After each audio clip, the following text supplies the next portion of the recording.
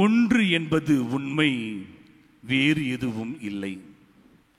எல்லாம் ஒன்றின் வெளிப்பாடு.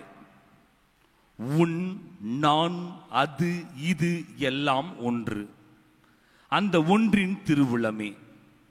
ஒரே நதி பல கிளைகள் போல, ஒரே நிலம் பல தாவரங்கள் போல, ஒரே காற்று பல முகங்கள் போல, ஒரே ஆன்மா பல உடல்கள் போல, எல்லாம் ஒன்றே, ஒன்றுக்கு ஒன்றே. இணைந்திருக்கும் உறவு போல எண்ணங்கள், செயல்கள், உணர்வுகள் எல்லாம் ஒன்றே. தந்தையும் நானும் ஒன்றே. என்னுள் அவர் இருக்கிறார், அவருள் நான் இருக்கிறேன். இயேசுவின் நெஞ்சத்திற்கு நெருக்கமானவர்கள் யாரெல்லாம் தந்தையோடு ஒன்றாக இணைந்திருக்கின்றீர்கள்? கை தூக்குங்க பார்க்கலாம். இணைஞ்சிருக்கிறியாமா? ஒன்று. வேறு யாரெல்லாம் கடவுளோடு, அதாவது கடவுள் என்ற தந்தையோடு, இயேசு கிறிஸ்துவோடு ஒன்றாக இணைந்திருக்கின்றீர்கள்? அப்போ உங்களுக்கெல்லாம் கஷ்டமே இருக்கக்கூடாது. கஷ்டம் என்னம்மா உடனே கைக்கு போட்டீங்களே. கடவுளோடு நாம் ஒன்றாக இணைந்தால் நாம் நினைப்பது நடக்கும் என்பதை அழகாக இன்றைய நற்செய்தியிலே படித்தோம். அப்படிதானங்க? கரெக்டா? அப்ப கடவுளோடு ஒன்றித்திருக்கின்ற நாம் ஏன் நம்முடைய குடும்பங்களிலே, நம்முடைய வாழ்விலே துன்பங்கள் இருக்கிறது? தெரியுமா? ஆண்டவர் துன்பப்படுறார், நான் நீ துன்பப்படுற. அப்படி ஏன்? அந்த அளவு நம்முடைய ஒன்றிப்பானது கடவுளோடு கிடையாது. அதனால் தான் நாம் துன்பப்படுகிறோம். அதனால்தான் இன்றைய வாசகங்கள் மிக அழகாக 3 வகையான கருத்துக்களை நமக்கு தருகிறது. அழகாக பாடுவார்கள் இல்லையா? உறவு ஒன்று உலகில் தேடி அலைந்து நான் திரிந்தேன், உறவே நீ என்றாய் அன்பு தெய்வமே. அந்த உறவை தேடி இந்த உலகிலே நாம் எல்லாம் அலைந்து கொண்டிருக்கின்றோம். அதுவும் சிறப்பாக கடவுள் என்ற உறவு நம்மோடு இருக்கின்ற பொழுது நாம் நினைத்த காரியங்கள் நடைபெறுகிறது. அதுதான் இன்றைய நற்செய்தி. அதுவும் சிறப்பாக 3 வகையான உறவுகளை நாம் பார்க்கின்றோம். நமக்கும் கடவுளுக்கும் உள்ள உறவு, நமக்கும் பிறருக்கும் உள்ள உறவு, நமக்கும் நம்மோடு உள்ள உறவு என்ற 3 வகையான உறவுகளை நாம் பார்க்கின்றோம். ஒரு மனிதன் ஒரு பெண்ணை காதலிக்கின்றார். பயங்கரமான காதல். அவர்கள் பெற்றோர்கள் அதை ஏற்றுக்கொள்ளவில்லை. அவர்கள் திருமணம் செய்கிறார்கள். 1 வருடம் கழித்து அந்த பெண் தன்னுடைய பிரசவ வலியால் மருத்துவமனைக்கு கூட்டு போறாங்க. இங்க பாத்தீங்கன்னா அவங்க அப்பா அம்மா இல்லை, அவங்க அப்பா அம்மா இல்லை, அனாதையாக நின்று கொண்டு இருக்கின்றார். டாக்டர் உள்ள இருந்து வந்து சொல்றாங்க, சார் குழந்தையோட தலை திரும்பி இருக்கு சார் அப்படின்றாங்க. என்ன பண்றதுன்னே தெரியல. பயங்கரமான வேதனையோடு அந்த மனிதன் நின்று கொண்டு இருக்கின்றான். அருகில் இருந்து ஆறுதல் சொல்ல கூட யாரும் கிடையாது. உடனே தொலைபேசி எடுக்கிறான். கைபேசியை எடுத்து தன்னுடைய தந்தைக்கு அடிக்கிறார், போன் அடிக்கிறார். தந்தை இந்த போனை பார்த்த உடனே எடுக்கல. தாயுடைய உள்ளம் எப்பொழுதும் தாய் உள்ளம் தான். ஏன்பா அடிச்சுட்டே இருக்கிறாருப்பா, அந்த போனை எடுக்கலான்னு எடுக்கிறாங்க அம்மா. அம்மா போன் எடுத்த உடனே அழுகுறான். அம்மா பிரசவ வலியால துடிக்கிறாம்மா, என்ன பண்றதுன்னு தெரியலம்மா, ஹாஸ்பிட்டல் இருக்க, என் கூட யாருமே இல்லை, பயமா இருக்குமா அப்படின்னு பயங்கரமா கண்ணீர் விட்டு அழுகிறார். அந்த அம்மா எதுவுமே பேசல, போன் அப்படியே கீழே வச்சுட்டாங்க. உடனே இவர் கேட்கிறார், யார் போன் பண்ணா? அமைதியாக இருக்கிறார். உங்க பையன்தான். மருமகள் பிரசவ வலியால துடிக்கிறாங்களாம், கூட யாருமே இல்லை, தவிச்சிட்டு இருக்கிறான் அப்படின்னு. உடனே அந்த மனுஷன் சொல்றாரு, என்னதான் கோபம் இருந்தாலும் தந்தை தந்தை தான். அவன் தானே பாவம் பண்ணா, அவன் தானே நம்மளை ஏமாத்தினா, அந்த பொண்ணு என்ன பாவம் பண்ணிச்சு, நீ போ அப்படின்றார். இந்த தாய் விரைந்து ஓடுகிறார், மருத்துவமனை நோக்கி விரைந்து ஓடுகின்றார். அடுத்து இன்னொரு போன் வருது. அப்ப பார்த்தனா போன் எடுக்க அவங்க இல்ல, அவங்க மருத்துவமனைக்கு போயிட்டாங்க. போனை இவர் எடுக்கிறாரு. எடுத்த உடனே ஹாலோலாம் சொல்லவே இல்லை. உடனே அவன் மகன் பேசுறாரு, அம்மா ஆம்பளை குழந்தை பிறந்துச்சுமா, ஆம்பளை குழந்தை அப்பா மாதிரியே இருக்குமா. இந்த மனிதனுடைய கண்கள் எல்லாம் அப்படியே கண்ணீர் தொட்டி மாறி இருக்குது. அதை கேட்ட உடனே எவ்வளவு கோபமாக இருந்தாலும் தந்தையுடைய மனம் தந்தை தான். உடனே அவரு ஓடுறார், மருத்துவமனையை தேடி ஓடுகின்றார். இந்த அம்மா உள்ள போய் அந்த குழந்தைய கையில தூக்கி கொஞ்சிட்டு இருக்கிறாங்க. மூக்கு பத்தியா தாத்தா மாதிரியே இருக்கு அப்படின்னு இந்த மனிதனுடைய காதுகளிலே விழுகிறது. வாசல்லே நிக்கிறார், நம்மளை யாராவது கூப்பிடுவாங்களா அப்படின்னு. அப்ப அந்த மருமகள் கண் விழித்து பார்க்கிறார். அப்பாடி, எங்க மாமாவும் அத்தையும் இருக்கிறாங்க, என் மாமாவும் அத்தையும் இருக்கிறாங்க. இந்த குழந்தைய நான் எப்படி வளர்ப்ப, எப்படி பார்த்து பண்ண எனக்கு தெரியல, ஆனா இனி எனக்கு சக்தி இருக்குது அப்படின்னு சொல்லி சொல்றாங்க. உடனே அந்த மகன் ஒரு சிறு குழந்தையை போல அவருடைய தாயை கட்டி அணைத்து அழுகிறார். பயங்கரமா கண்ணீரோடு இருக்கிறது. அப்ப சொல்றாங்க, உனக்கு அம்மாவை பிடிக்குமா அப்பாவை பிடிக்குமா அப்படின்னு.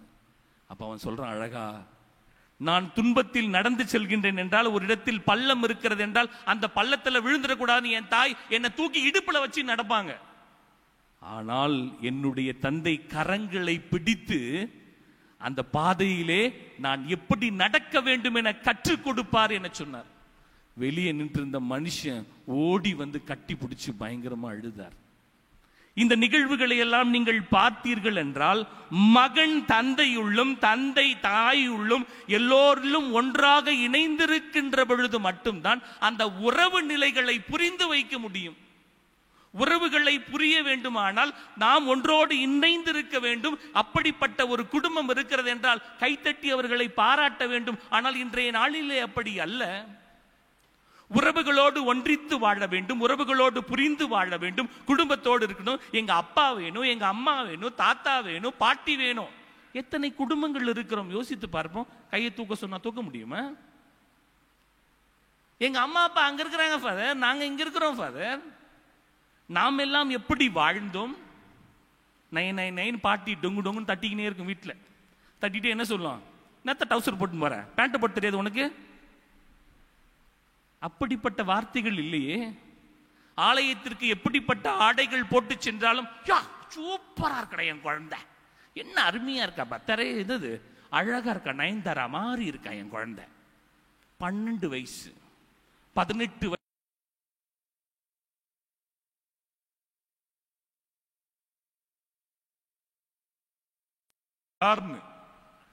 நினைச்சு பாருங்க.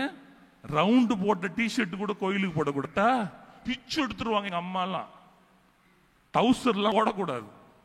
ஆனால் இன்று கைகள் இருக்க மாட்டுது, காய்கள் இருக்க மாட்டுது, எல்லாம் தலையை விரிச்சு, பெண்களாக இருந்தாலும் சாணா பெண்ணான்னு கண்டுபிடிக்க முடியல.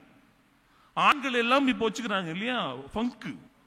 முன்னால வந்தாதான் தெரியும். ஏனென்றால் அந்த அளவு பெற்றோர்கள் எல்லாம் குறைந்து கொண்டிருக்கின்றோம். ஏனால் நாம் அவர்களோடு ஒன்றித்து இருக்கவில்லை, உறவுகள் எல்லாம் ஒன்றாக இல்லை. அதனால் தான் குழந்தைகள் எல்லாம் அவர்கள் வழியில் செல்கிறார்கள். நாம் நினைத்துகின்றோம் குழந்தைகளுக்கு நல்லது செய்கின்றோம் என்று. பல நேரங்களில் நல்லது செய்வது கிடையாது.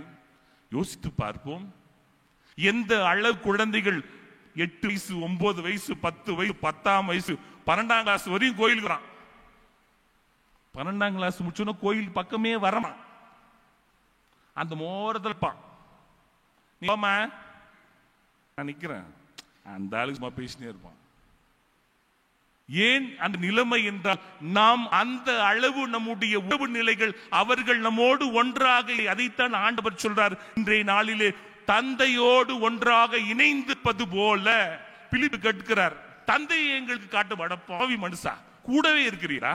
கூடவே இருக்கிற உனக்கு தெரியல? தந்தை என்னுள் இருக்கிறார், நான் அவர்களுக்கு எத்தனை உங்ககிட்ட சொல்லியிருக்கேன், முடியுமா?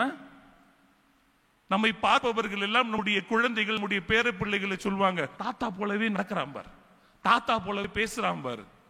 ஏன்? அந்த ஜீன்கள் எல்லாம் இருக்கிறது. இன்றைய காலகட்டங்களிலே இல்லையே. பாட்டி பாடுவது போல பாடுவது கிடையாது. ஏன்? பாட்டி எங்க தனியா பாடிட்டு இருக்கு கிராமத்துல, இவங்க இங்கல இருக்கிறாங்க, எப்படி பாடுவாங்க? அதனால்தான் சொன்னேன், நாம் ஒன்றாக இணைந்திருப்பது போல. அதுதான் சொல்றார், தந்தை என்னுள் இருக்கிறார். அதே போல நம்ம சொல்ல முடியுமா? என் தாய் என்னுள் இருக்கிறார், என் தந்தை என்னுள் இருக்கிறார். ஜீனை விட்டு குண நலன்கள் அதைத்தான் ஆண்டவராக சொல்கிறார். ஒன்றாக இணைந்திருக்கின்ற உறவு நிலைகள் இன்ற காலகட்டங்களிலே குறைந்து இருக்கின்றன. இப்படி இருக்கின்ற பொழுது ஆண்டவரோடு எப்படிப்பட்ட நிலைமையில் நாம் இருக்கின்றோம்? நம்முடைய உறவு நிலைகள் ஆண்டவரோடு ஒன்றிருக்கின்றனவா? எந்த அளவு இருக்கிறது? நான் தந்தையில் இருக்கிறேன் என்று எத்தனை நபர்கள் கை தூக்கி சொல்ல முடியும்? ஏனென்றால் சொல்ல முடியல. ஏன்னா நாம் தந்தையோடு ஒன்றாக இல்லை.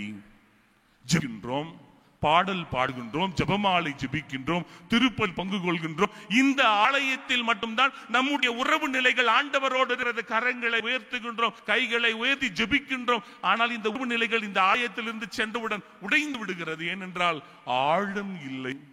அதற்குத்தான் அழகாக படிக்கின்றோம். எடுங்க பார்க்கலாம்.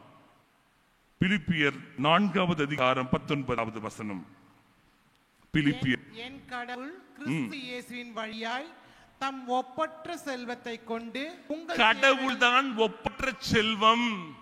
இந்த உலகில் எல்லா செல்வங்களும் அழிந்துவிடும், ஆனால் கடவுள் ஒருவர் ஒப்பற்ற செல்வமாக இருக்கிறார். தொடர்ந்து படிங்குமா. உங்கள் தேவைகள் அனைத்தையும் நிறைவு செய்வார். கடவுள் ஒப்பற்ற செல்வமாக நாம் நம்புகின்ற பொழுது நாம் தேடுகின்றோமே, நம்முடைய தேவைகளை எல்லாம் யார் பூர்த்தி செய்வார்? கடவுள் பூர்த்தி செய்வார். Praise the Lord, praise the Lord. அந்த அளவு பூர்த்தி செய்ய வேண்டுமானால் கடவுள் நம்மிலே இருக்க வேண்டும். 2 கொரிந்தியர் 8வது அதிகாரம் 9வது வசனத்தை படிங்க பார்க்கலாம். ஆம், 2 கொரிந்தியர் 8வது அதிகாரம் 9வது வசனம். பைபிள்லாம் வச்சிருக்கீங்களா? இருக்கு, வீட்டுல பத்திரமா இருக்கட்டும். 2 கொரிந்தியர் 8வது அதிகாரம் 9வது வசனம். நம் ஆண்டவர் இயேசு கிறிஸ்துவின் அருள் செயல்களை அறிந்திருக்கிறீர்களா? அவர் செல்வராயிருந்தும் உங்களுக்காக ஏழையானார். கடவுள் எப்படிப்பட்ட உயர்ந்த நிலையில் இருந்தாலும் ஏன் ஏழையாக மாறுகிறார்? யோசித்து பார். சாதாரண மாட்டு தொழுவத்திலே பிறக்கின்றார். சாதாரண தன்னுடைய பணிகள் எல்லாம் ரோடுகளிலே செய்கின்றார், நடந்துகின்ற பாதைகளில் செய்கின்றார், எல்லா இடங்களிலும் சென்று இறைவார்த்தை அறிவிக்கின்றார். அவருடைய வாழ்க்கை எல்லாம் சாதாரணமாக இருக்குது. அவருடைய உறவு நிலைகளும் பெரிய பெரிய பணக்காரர்களோ அரசர்களோ அல்ல. அந்த உலகிலே காலகட்டங்களிலே ஒதுக்கப்பட்ட மக்களோடு, ஊனமுற்ற மக்களோடு, தொழுநோயோடு இருக்கின்ற மக்களோடு அவருடைய உறவு நிலைகள் இருக்கிறது. இயேசு கிறிஸ்துனுடைய வாழ்வு, அவருடைய இரு காட்டிலே நாம் பார்க்கின்றோம். அவரை புதைக்க கூட இடம் இல்லை இல்லையா? எங்க வச்சாங்க? கடன் வாங்கி ஒரு கல்லறையில் வைக்கின்றார். அந்த அளவு கடவுள் ஏழ்மை நிலையில் இருந்தார். ஏனென்றால் நாம் செல்வராக மாற வேண்டும் என்று. அதற்கு தான் உங்களுக்கு அழகான டிப்ஸ். முதல் டிப்ஸ், கடவுளுடைய கட்டளைகள் கடைபிடிக்க வேண்டும். இணைச்சட்டம் 28வது அதிகாரம் 1வது வசனம். இணைச்சட்டம் 28வது அதிகாரம் 1வது வசனம். கடவுளாகிய ஆண்டவரின் குரலுக்கு அவ்வளவுதாங்க. ஒன்னே ஒண்ணு, உன் கடவுளாகிய ஆண்டவரினுடைய குரலுக்கு செவி கொடுக்கின்ற பொழுது நாமும் தந்தையோடு இணைந்திருக்கின்றோம். இன்றைய நற்செய்தியில் படித்தது போல, நீங்கள் கேட்பதை எல்லாம் நான் செய்வேன். எப்படி என்றால் கடவுளுடைய குரலுக்கு செவி மடுக்க வேண்டும். நான் இன்று உனக்கு விதிக்கும் அவருடைய கட்டளை அனைத்தையும் கடைபிடிப்பது கருத்தாயிரு. அப்பொழுது உலகில் உள்ள மக்கள் எங்கள் அனைத்திற்கும் மேலாக உன் கடவுளாகிய ஆண்டவர் உன்னை உயர்த்தார். அவ்வளவுதான். கடவுளுடைய குரலுக்கு செவி மடுக்கின்ற பொழுது ஆண்டவர் நம்மை உயர்த்துகின்ற அதல் காரியம். திருப்பாடல் 1வது அதிகாரம் 2 மற்றும் 3 இறை வார்த்தைகள். ஆனால் அவர் ஆண்டவரின் திருச்சட்டத்தில் மகிழ்ச்சியுறுவார். அவரது சட்டத்தை பற்றி இரவும் பகலும் சிந்திப்பவர். அவர் நடப்பட்ட மரம் போல் இருப்பார். பருவ காலத்தில் நாம் நீரோடையோடு நடப்பட்ட மரம் என்று கூறுகின்ற பொழுது நம்முடைய வாழ்வானது கடவுளோடு ஒன்றித்திருக்க வேண்டும். அதுதான் நான் சொன்னேன். கடவுளுடைய குரலுக்கு செவிமடுக்க வேண்டும், கடவுளுடைய வார்த்தைக்கு செவிமடுக்க வேண்டும். அப்படி செவிமடுக்கின்றது ஆசி பெறுகின்றோம். 2வது, கடவுளுக்கு கொடுக்க வேண்டிய இடத்தை கடவுளுக்கு கொடுக்க வேண்டும். திருப்பாடல் 20வது அதிகாரம் 7வது வசனம். திருப்பாடல் 20வது அதிகாரம் 7வது வசனம். கடவுளுக்கு கொடுக்க வேண்டிய படையிலும் சில குதிரைப்படையிலும் பெருமை கொள்கின்றனர். நாமோ நம் கடவுளாகிய ஆண்டவரின் பெயரில் பெருக்கொள்கிறோம். யாருடைய பெயர் இந்த உலகிலே நம்ம நினைச்சுக்கிறோம் இல்லையா? எனக்கு இது இருக்கு ஃபாதர், இது இருக்கு ஃபாதர், எங்க வீட்டுல பொருட்கள் இருக்கிறது, கார் இருக்கிறது, பெரிய பெரிய மாளிகைகள் இருக்கிறது என்று நினைத்துக் கொள்கின்றோம். ஆனால் அவர்களுக்கெல்லாம் முக்கியத்துவம் தருகிறோம். யாருக்கு முக்கியத்துவம் தர வேண்டுமோ அவர்களுக்கு முக்கியத்துவம் தருவது கிடையாது. 2வது, கடவுள் உடைய வாழ்விலே முக்கியமாக இருக்க வேண்டும். மூன்றாவது, யோவான் 6வது அதிகாரம் 21வது வசனம்.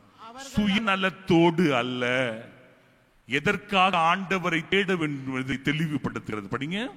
அவர்கள் அவரை படகில் ஏற்றிக் கொள்ள விரும்பினார்கள், ஆனால் படகு உடனே அவர்கள் சேர வேண்டிய இடம் போய் சேர்ந்து விட்டது. அடுத்து அப்படியே தொடர்ந்து படிங்க. சீடர்கள் புறப்பட்டு கரையிலே மறுநாளும் மக்கள் குமாய் நின்று கொண்டிருந்தார்கள். மக்கள், நீங்க நல்லா படிக்கலாம். யோவான் 6வது அதிகாரத்தில் 21, 22 அழகா படிக்கலாம். மக்கள் எல்லாம் இயேசுவை தேடினார்கள். ஏனென்றால் முந்தின நாள் ஆண்டவர் அவருக்கு சாப்பாடு கொடுத்திருப்பார். நல்லா சாப்பாடு கொடுக்கிறார், அதனால நம்ம ஆண்டவரை தேடுவோம். அப்படி இல்லை. நம்முடைய தேடல் சுயநலத்தின் தேடலாக இருக்கக்கூடாது. ஆண்டவரை உண்மையான ஒரு உள்ளத்தோடு தேட வேண்டும். தீமோத்தேயு 6வது அதிகாரம் 10வது வசனம். 1 தீமோத்தேயு 6வது அதிகாரம் 10வது வசனம். யாராவது முன்னால உள்ளவங்க. போராசையோ எல்லா தீமைகளுக்கும் ஆணிவேர். அந்த ஆசையால் சிலர் விசுவாசம் என்று பிறந்து திரிந்து பல வேதனை தங்களுக்காக தாங்கள் அறிவித்துக் கொள்கிறார்கள். நீங்களே பார்க்கலாம், நம்முடைய கிறிஸ்துவத்திலே எத்தனையோ நபர்கள் கிறிஸ்துவத்தை மறந்து செல்கிறார்கள் என்றால் நம்முடைய வாழ்விலும் பலங்களிலே அப்படி இருக்கும். நாம் ஆண்டவரிடமிருந்து அருளை பெறுகிறோம், ஆசீர்வாதத்தை பெறுகிறோம். ஆண்டவர் நம்மளை நலச்சிருக்கிறார். கோயிலுக்கு வருவாங்க, வரமாட்டாங்க. என்னைக்கு வருவாங்க அவங்கெல்லாம்? கிறிஸ்துமஸ், ஈஸ்டர், அப்புறம் நியூ இயர். அவங்க வீட்டுல கல்யாணம், வேற எதுக்கும் வரமாட்டாங்க. அதுவும் எப்போ வருவார்கள்? கடைசியா வந்து அவ்வளவுதான். கடவுளும் அவர்களுக்கு ஒரு வரு, அப்ப தெரியும். ஓடி வந்து முட்டி போட்டு நிப்பாங்க. போச்சு, எல்லாம் போச்சு. கஷ்டப்பட்டு பிள்ளைக்கு என்ன பண்ண வச்ச, டைவர்ஸ்ல நிக்குது. சொத்து போச்சு, வீடு போச்சு, எல்லாம் போச்சு. எல்லாம் போன பிறகு யாரை தேடி வருவார்கள்? பார்த்து செய்யுமா, கண்ணீரோடு கவலையோடு அந்த நேரம் தேடுவார்கள். ஏனென்றால் அவர்களிடம் இருப்பது இல்லை என்று மட்டும்தான் கடவுள் கண்ணுக்கு தெரிவார். கடவுள் மறைந்து விடுவார். அதுதான் நினைத்து பார்ப்போம். நாமும் எப்படிப்பட்ட இடத்தில் இருக்கின்றோம்? கடவுளை சீனுக்கு ஏத்த மாதிரி தேடுறோமா? கிறிஸ்துமஸ்க்கு மட்டும், நியூ இயருக்கு மட்டும். நம்ம வீட்டுல கல்யாணத்துக்குலாம், கோயில்ல பாத்துருக்கவே, கல்யாணத்துல பாத்தீங்கன்னா அப்படி இருப்பாங்க பயங்கரமா. சண்டே ஞாயிற்றுக்கிழமை திருப்பலி பாருங்க, தினமும் திருப்பலி கூட கிடையாது. ஞாயிற்றுக்கிழமை திருப்பலி கூட வரமாட்டாங்க. என்றால் அவர்கள் எல்லாம் திருவிழா கிறிஸ்தவர்களாக இருப்போம். ஏனென்றால் அவர்களுக்கு கடவுள் முக்கியம் அல்ல, கடவுளிடமிருந்து பெற்ற ஆசீர்வாதம் மட்டும்தான் அவர்களுக்கு முக்கியமாக இருக்கிறது. அடுத்ததாக, கடவுளுக்கு எதிராக முணுமுணுக்க கூடாது. பல நேரங்களில் நம்மிடம் இருப்பது, அவங்க நல்லா இருக்கிறாங்க, நான் நல்லா இல்ல, நல்லா இல்லைன்னு சொன்னா கூட பிரச்சனை இல்லை, அவன் நல்லா இருக்க கூடாது ஃபாதர். எப்படி தெரியுமா இருக்கா? அவ நல்லா இருக்கா ஃபாதர், வெளிநாட்டு காசு ஃபாதர். நம்மளுக்கு மற்றவங்க நல்லா இருந்தா பிடிக்கவே பிடிக்காது. கரெக்டா? நினைத்து பாருங்களேன். ஒரு வாழ்க்கையில் வெற்றி பெற்றோம் என்றால் பொழுதும் இனிப்பு கொடுப்போம். ஏன் கொடுக்கிறோம்? ஒரு வெற்றி பெற்று விட்டோம், இனிப்பு தரும். ஏன் இனிப்பு தரும்? சந்தோஷத்தினுடைய இல்லையா? கிடையாது. நம்ம வெற்றி பெற்றது அவன் கேட்ட உடனே அவனுக்கு சுகர் ஏறும், இல்ல சுகர் குறையும். அதை கொடுக்கிறது தான் ஸ்வீட்டை கூட. நினைச்சு பாருங்களேன், இனிப்பு கொடுத்த உடனே அவங்களுக்கு என்ன வேணும்? நம்ம வெற்றி அடைந்து விட்டோம், மகிழ்வாக இருக்கிறோம் என்ற ஒரு போராமை அவனுக்கு வந்த உடனே டென்ஷன் ஆவான். டென்ஷனை குறைக்கணும். இந்த சாக்லேட் சாப்பிட்றான், கேக்க சாப்பிடு, முடிஞ்சு போச்சு. பாருங்க, வெறும் சொற்ப உள்ளங்கள் மட்டும்தான் நாம் வெற்றிக்கு பெறுகின்ற பொழுது மகிழ்வு பெறுகின்ற உள்ளங்கள் யாரு? நம்மளை பெத்தது இல்லையா? நாம் வெற்றி பெறுகின்ற பொழுது நம்மை பார்த்து மகிழ்கின்ற உள்ளங்கள் நம்முடைய பெற்றோர்கள். மிக மிக சொற்ப உள்ளங்கள் மட்டும்தான் நம்முடைய வெற்றியிலே மகிழ்வு காண்கிறார்கள். அதனால் படிக்கின்றோம் சீராக் 11வது அதிகாரம் 21வது வசனம். சீராக் 11வது அதிகாரம் 21வது வசனம் படிங்க. பைபிள் தீடு இருக்குது. பாவிகள் செயல்களை கண்டு வியப்படையாதே, ஆண்டவரிடம் நம்பிக்கை கொள், உன் உழைப்பில் நிலைத்திரு, நொடி பொழுதில் ஏழையரை திடீரென செல்வராய் மாற்றுவது. நம்முடைய உழைப்பில் நிலைத்திருக்க ஆண்டவர் அழைக்கின்றார். பல நேரங்களிலே நான் கஷ்டப்பட்டு உழைக்கிறேன் ஃபாதர், காலையில இருந்து சாயங்காலம் உழைக்கிறேன் ஃபாதர், 5 பைசா கூட கையில நிக்கல, நிலையான ஒரு வாழ்க்கை கிடையாது. ரொம்ப கஷ்டப்படுறேன், கவலைப்படாதீங்க. ஏனென்றால் நீங்கள் உழைக்கின்ற இடத்திலே நிம்மதியா தூங்குறீங்க. ஆனால் பல பணங்களோடு இருக்கிற மக்கள் எல்லாம் நிம்மதியா தூங்குறாங்களான்னு நினைச்சு பாருங்க. எட்டி எட்டி பார்க்க வேண்டியதான். என்னைக்காவது ஒரு வந்துச்சுன்னா நியூஸ்ல ஸ்கேம் ஆகுது, எல்லாத்துலயும் திருடுறாங்கன்னா எல்லாம் பயம் வந்துடும், எங்கடா என் அக்கௌண்ட் இருந்து காசு போயிடுமோ என நிம்மதி இல்லாமல் வாழ்ந்து கொண்டிருக்கிறார்கள். அன்றாட உழைக்கின்ற நாம் நிம்மதியாக தூங்குகிறோம் என்றால் நம்மிடம் எதுவும் கிடையாதுங்க. அச்சு போட்ட கூட நம்ம கிட்ட கிடையாது. லூக்கா 12வது அதிகாரத்தில் படிக்கிறோம், அறிவற்ற செல்வன் எல்லாவற்றையும் சேமித்து வைக்கின்றான். சேமித்து வைத்து என்ன சொல்றான்? மனமே கலூர், பல ஆண்டுகளுக்கு தேவையான சொத்து என்கிட்ட இருக்கு. என்னது? பல ஆண்டுகளுக்கு தேவையான சொத்து. என்ன சொல்றாரு? டேய் இன்னைக்கு செத்துடா. இதுதான் நம்முடைய காரணம். நாம் எவ்வளவு சொற்களை எல்லாம், எவ்வளவு செல்வங்களை எல்லாம் சேர்த்து வைத்தோம். பாலை இன்னைக்கு நைட்டே நீ வரானா அவ்வளவுதான். என்ன பண்ண முடியும்? கட்டி நட முடியுமா? பொட்டியில வச்சிருவாங்களா? இல்ல. ஏனென்றால் அந்த அளவு நம்முடைய உறவு நிலை குறைந்து கொண்டிருக்கிறது. அதனால்தான் லூக் 18வது அதிகாரத்திலே அழகாக படிக்கின்றோம், நிலை வாழ்வு பெற வேண்டுமானால் ஆண்டவரை சொந்தமாக்கிக் கொள்ள வேண்டும். அந்த ஆண்டவரோடு இருக்கின்ற உறவு நிலைகள் நன்றாக இருக்கின்ற பொழுது நாம் ஆசீர்வாதம் உள்ளவர்களாக இருப்போம். யோசித்து பார்ப்போம், எந்த அளவு நம்முடைய உறவு நிலை ஆண்டவரோடு இருக்கிறது, எந்த அளவு நம்முடைய உறவு நிலை பிறரோடு இருக்கிறது, எந்த அளவு உறவு நிலை என்னோடு இருக்கிறது. யோசித்து பாருங்க. பல நேரங்களிலே நான் செய்யறது ரைட்டு, நான் பேசுறது தான் ரைட்டு, நான் நடந்தா ரைட்டு, நான் சொன்னா ரைட்டு. ரைட்டு உனக்கு மட்டும்தான் ரைட்டு, மற்றவங்களுக்கு எல்லாருக்கும் ராங்கு. யோசித்து பார்க்க அழைக்கப்படுகின்றோம். அப்படி நம்முடைய உறவு நிலைகள் நம் தாய் தன்னோடு நன்றாக இருந்தால் ஆசீர்வாதம். நாமும் சொல்லலாம், நான் என் தந்தையுள் இணைந்திருக்கிறேன், என் தாயுள் இணைந்திருக்கிறேன். என்னை அறிந்தவர்கள் என் தந்தையை பார்க்கலாம், என்னை பார்ப்பவர்கள் என் தாயை பார்க்கலாம். அந்த அளவு நம்முடைய உறவு நிலைகளை சித்து பார்ப்போம். அப்படி உறவு நிலைகளில் குறைந்திருந்தால் ஆண்டவரை தேடி ஆண்டவரிடம் ஜெபிப்போம். ஆண்டவரே, நான் தந்தையுள் இணையாமல் இருக்கிறேன். இன்று இந்த 3 உறவு நிலைகளிலே நாம் நன்றாக இருக்கின்றோமோ அன்று மட்டுமே நாம் ஆண்டவரோடு இருக்கின்ற உறவு நிலை நல்லா இருக்கும். இங்கே நல்லா இல்லை, எப்படி பீடத்தில் வர முடியும்? நம்முடைய உறவு நிலைகள் இங்கே நல்லா இல்லையே, பக்கத்துல நல்லா இல்லையே, உறவுகளோடு நல்லா இல்ல, சொந்தோடு நல்லா இல்ல, கூட இருந்த அண்ணன் மன்னிக்க முடியல, கூட இருந்த தம்பியை மன்னிக்க முடியல.